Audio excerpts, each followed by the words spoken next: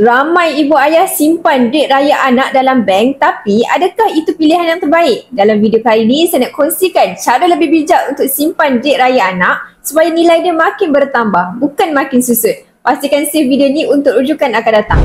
Ibu ayah, jangan simpan duit raya anak dalam bank sahaja. Kalau duit hanya disimpan dalam bank, ia terdedah kepada inflasi. Sebaliknya, lebih berbaloi jika kita tukarkan kepada emas. Kenapa emas? Emas purata kenaikan 10% setahun sejak 20 tahun yang lalu. Tahun 2024 sahaja, harga emas naik 22.9%. Emas lebih stabil dan tak terkesan dengan ekonomi dunia. Jadi, ibu ayah cuba bandingkan jika emas potensi kenaikan 10 hingga 20% setahun.